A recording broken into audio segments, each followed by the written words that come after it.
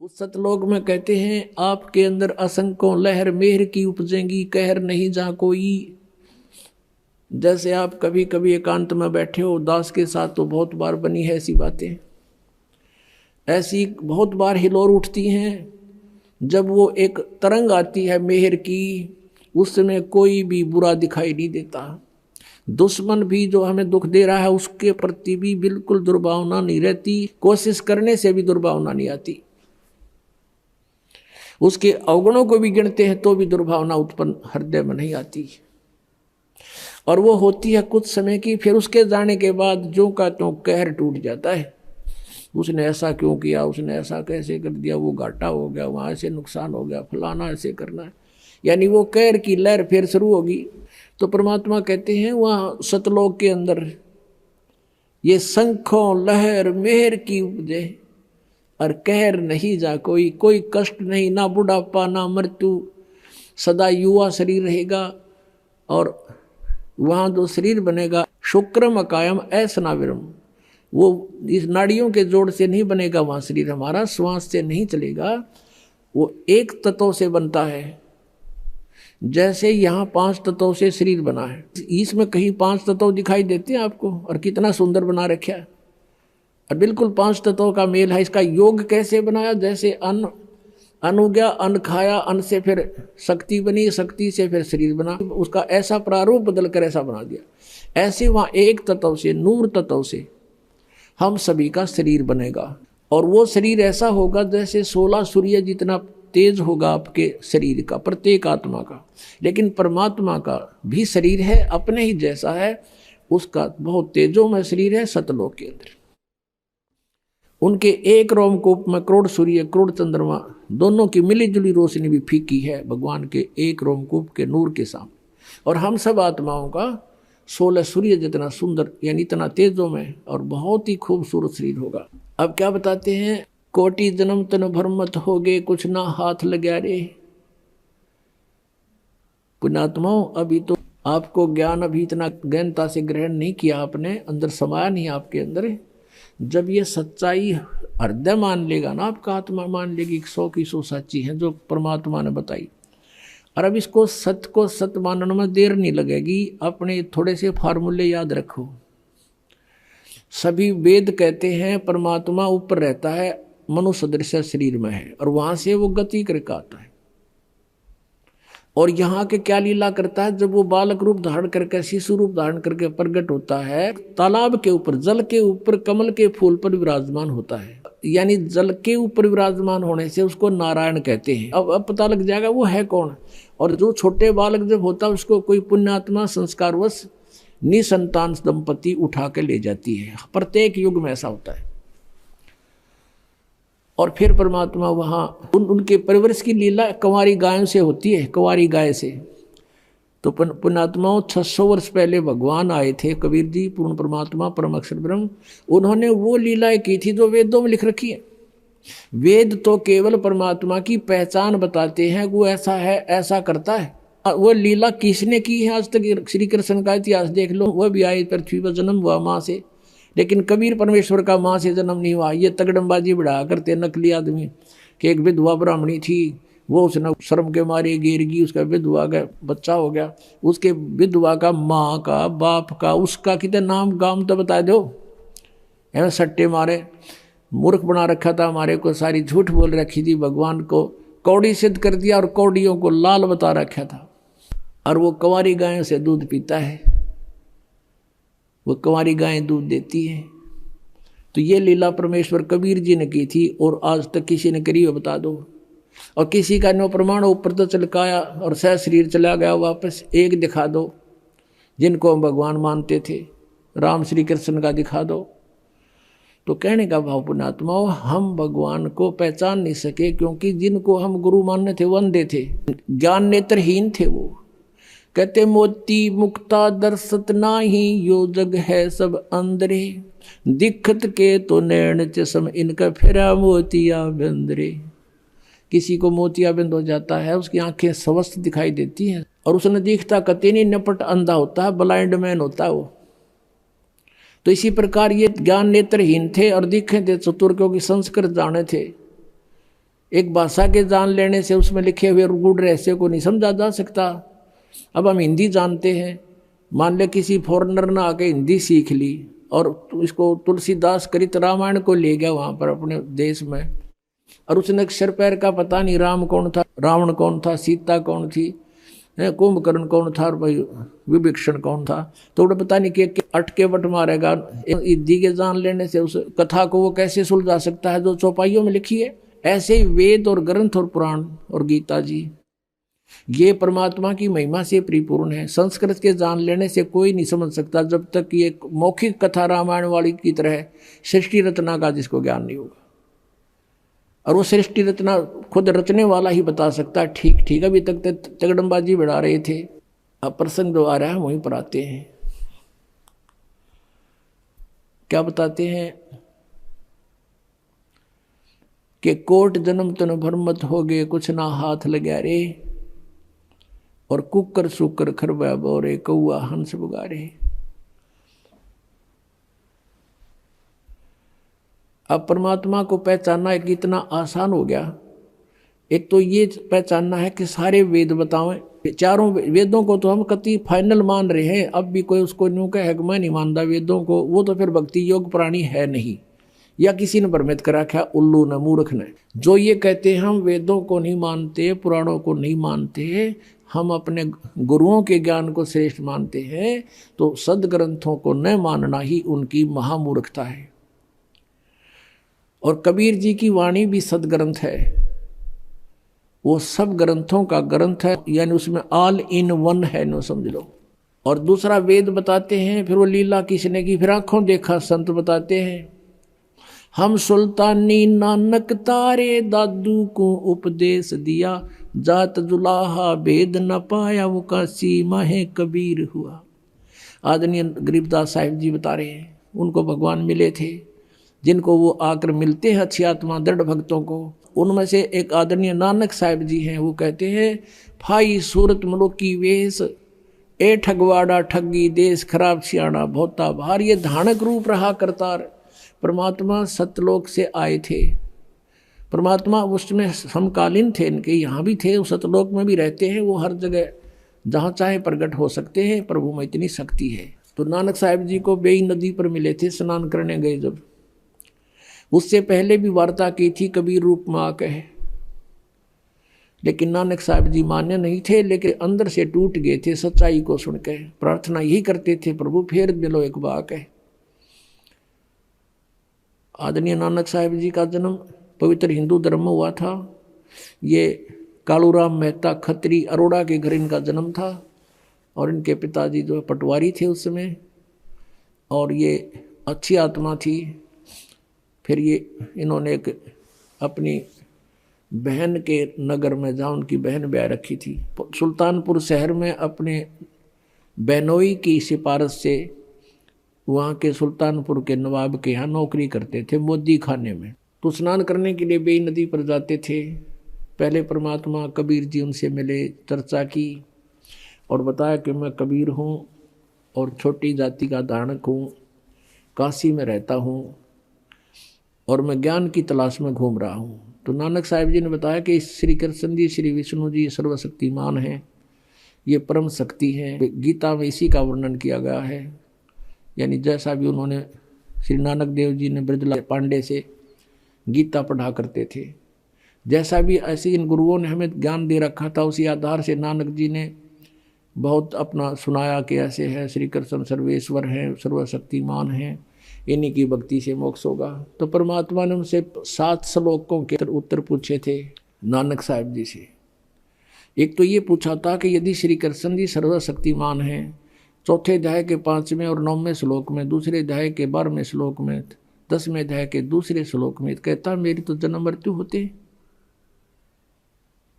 18वें अध्याय के 62वें श्लोक में ये किसको किसकी शरण में जाने को कह रहे हैं, पूछना आपके ब्रजलाल पांडे से। 7वें अध्याय के 18वें श्लोक में अपनी गति को अनुत्तम कह रहे हैं। उत्तम पुरुष है तू अन्य वो कौन है,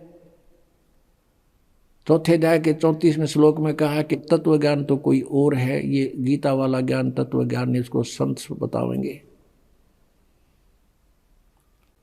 इन बातों को कह करके नानक साहब जी नाराज हो गए ये सुनकर, लेकिन रात्रि के समय करवट बदलते रहे कि सचमुच बात तो सारी सच्ची है। नानक साहब भी पढ़े हुए थे, हिंदी भी पढ़े थे, फारसी भी पढ़े थे। उन्होंने गीता जी को देखा, एक आध ब्राह्मण से बात करी, किसी के पास उत्तर नहीं था। तो ऊपर से तो वो कबीर जी को धमका कर आ गए थे कि तू गलत बोलता है तो मुसलमान दिखाई देता है। तो परमात्मा चले गए थे उस टाइम। कुछ दिनों के बाद उसको ऐसी कसक लगी नानक जी को, अंदर से रोने लगे, तड़पते थे। एक बार फिर मिले महाराज, फिर बात करेंगे। वो फिर दोबारा फिर मिल गए 15-20 दिन के बाद। उस समय केवल नानक जी को दिखाई दे रहे थे, अन्य को नहीं। कुछ देर बात हुई थी, फिर नानक जी ने, क्योंकि वो मन नहीं टेकता जल्दी सी, उन्होंने कहा था कि मैं इस दरिया में छलांग लगाऊंगा, मुझे ढूंढ देना। नानक साहब जी ने दरिया में छलांग लगा दी। परमात्मा ने उनको गुप्त किया वहाँ से, और पीछे जाकर 3 किलोमीटर पीछे को, जहाँ से अप स्ट्रीम में ले गए, जिधर से पानी बहता रहा था। और वहाँ उनका शरीर एकांत स्थान पर रख दिया। आत्मा को लेकर सचखंड गए। सचखंड में देखा कबीर परमेश्वर जो जिंदा महात्मा के रूप में वहाँ उनको मिले थे, उसी रूप में ऊपर सतलोक में पहुँचे। और परमात्मा सतपुरुष बैठे थे तख्त के ऊपर, ऑल ओवर कंट्रोलर की चेयर पे, उस सिंहासन पर।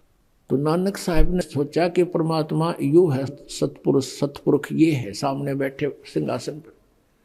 और कबीर जी एक सिंपल बेस में जिंदा महात्मा के रूप में, साधु के रूप में, और ये यहाँ का नौकर होगा कोई कबीर। तो नानक जी ने सोचा।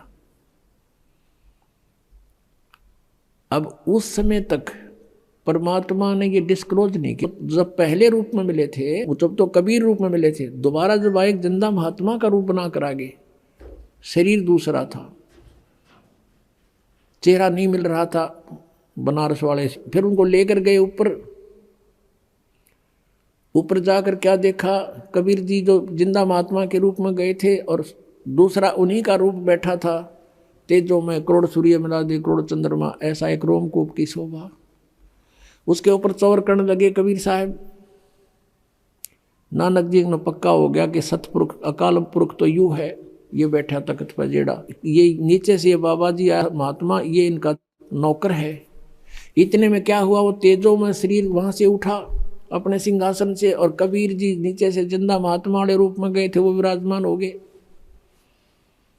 उस समय उस परमात्मा का वो रूप जो बना, जब सिंहासन पर विराजमान हुए, जो अकाल मूर्त तेजों में शरीर वाला था वो चवर करने लगा।